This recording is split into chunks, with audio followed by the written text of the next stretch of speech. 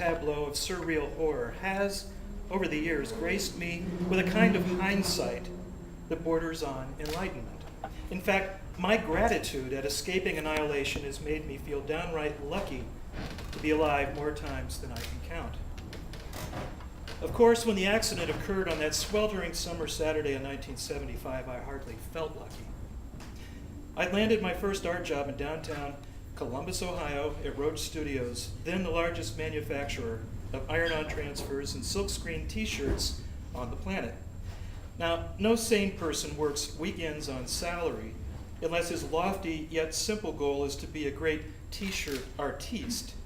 Now, in that spirit, with creative fire burning in my belly to prove my shit smoked, I asked for and was granted a key to the studio. On this specific Saturday, I worked from 10 in the morning until 3 in the afternoon. And by the time I left, I was gleeful as a rugrat banging on a stock pot with a wooden spoon. I mention this merely to indicate my positive, happy state of mind as I climbed into my emerald green 1973 Volkswagen Beetle, also known as the Green Goblin. My immediate plans were drive back to my comfortable apartment, jog 3 miles, shower, see my girlfriend, cook stir-fry, consume stir-fry, have sweaty sex, cuddle up with a 12-pack of Strohs, and watch Saturday Night Live. Cranking open the sunroof, gazing up at pure powder blue, I smiled. 2 weeks ago, I'd made the final payment on my car. In fact, yesterday's mail brought the title from City National Bank, and now it was official. The Green Goblin was all mine. Hot damn, the artiste life was good. August dog days had slunk in, bringing stagnant air and high humidity. I slid an 8-track cartridge into the underdash deck, rolled down the windows, eased out of the gravel parking lot as the Moody Blues question blared from the Sears custom-installed auto speakers, turned onto Columbus's main street, and zipped east toward Interstate 71. A huge red and gray flatbed lumbered forward 1 block ahead in the oncoming traffic lane. It barely registered. No weaving or unsteady vehicular movement, no menacing visual cues. I had no premonition, no hint of danger, just an obscure notion that the truck was picking up speed when it pivoted hard left and plowed into my bug on the driver's side. Jesus Christ, I yelled, astonished that, as an atheist, of all available curses that could have popped out of my mouth, I had regressed, failing to seek refuge in a simple shit or fuck. This was probably the moment I turned agnostic.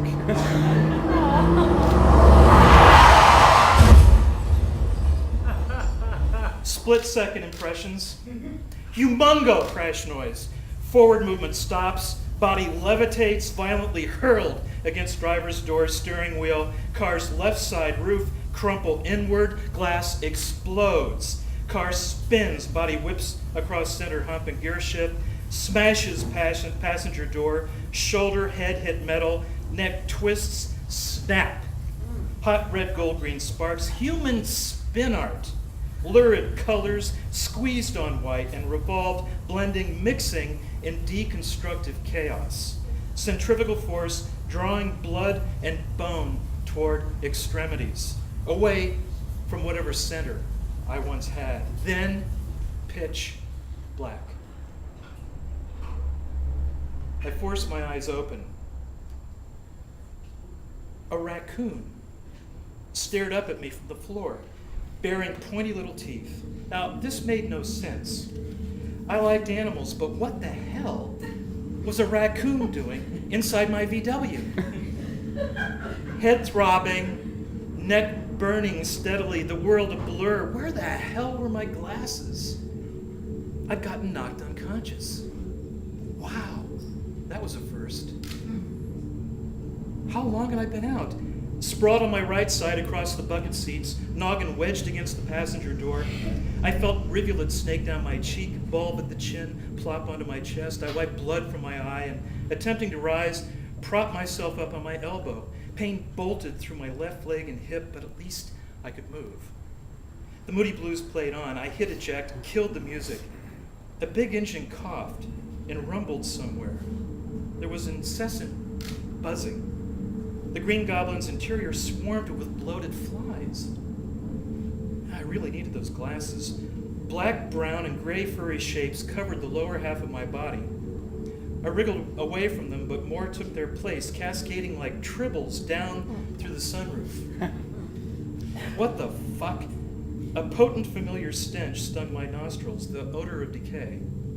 Squinting at the blurry fur covering me, I made out vague forms, pieces of rabbit, squirrel, skunk, possum, dog, rat, cat. The raccoon continued to stare blankly up at me. The back of its head was dented. I thought I saw tiny bugs burrowing in its pelt. My car was filled with dead animals. Instinct trumped thought. Get the fuck out of the car. Adrenaline surging, masking pain, I frantically gripped the passenger door handle, lifted, shoved. The door grated, partially opened, groaned, then stopped. Obstructed. Heart thumping, dripping with sweat. I escaped from beneath the blanket of bristly body fragments through the gap in the door, flopping fish-like onto hot pavement. Rising shakily, I braced against the side of the car. The scene was a surreal Buñuel, Dali, Andalusian dog nightmare as rendered by Norman Rockwell, viewed through shock's hazy scrim. My torpedoed Volkswagen, pinned against the buckled abutment, covered with carcasses in various states of decomposition. Looming over the spavined Green Goblin was its assailant, a gigantic, battered, old, open-top GMC. Black smoke spewed like foul breath through gaps in the rotten, leering maw of the truck's pockmarked chrome grille, a wounded beast champing at the bit to eat me and my car.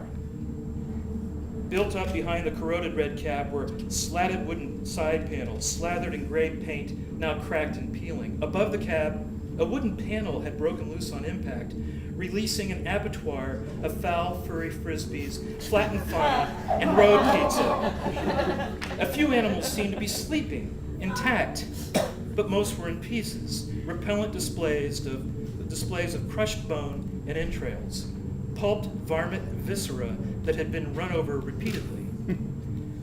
28 years may have passed, but I've never been able to eradicate the smell of death from my sense memory. The smell has become a fugitive virus, dormant for a time, but recurring like a bad cold sore. Death smells funny. Not ha-ha funny, more weird body sensation funny. Picture that brief sinking or rising sensation deep in your guts, strapped into the Concorde as wheels escape runway and you leave your stomach behind. Or watching a wide-eyed jumper take a skyscraper dive and spackle the sidewalk. You know, mortality awareness funny with a sauce of hot tar, blood, and gasoline simmered on a spit over crackling flames. The aroma could have buckled a butcher's knees. Could have buckled a butcher's knees. Sniffing diesel fuel and burnt rubber, I felt my gorge and anger rise. From far off, a police siren wailed. The assassin truck engine stopped, and the driver's door opened. Emblazoned on the door in faded hand-painted script was Columbus, Cartage, and Transfer. A herky-jerky figure staggered out, clad in grimy navy overalls. I wiped blood from my face and lurched toward the carter and transferer. The figure, his fists were clenched, ready. I was ready to beat the shit out of him. My left leg and hip screamed, but I didn't care. The cocksucker had ruined the very first car I'd bought off a showroom floor, and I just made the final payment. As my mouth struggled to form suitable invective, I stopped dead in my tracks. The thing that had scuttled out of the truck wasn't a man at all. It was a demon who stoked furnaces for Satan. The wiry creature had no hair, not even eyebrows or lashes. Its ears were missing, as were lips and nose. Flesh was marbled meat, a hellish patchwork quilt of shiny scar tissue.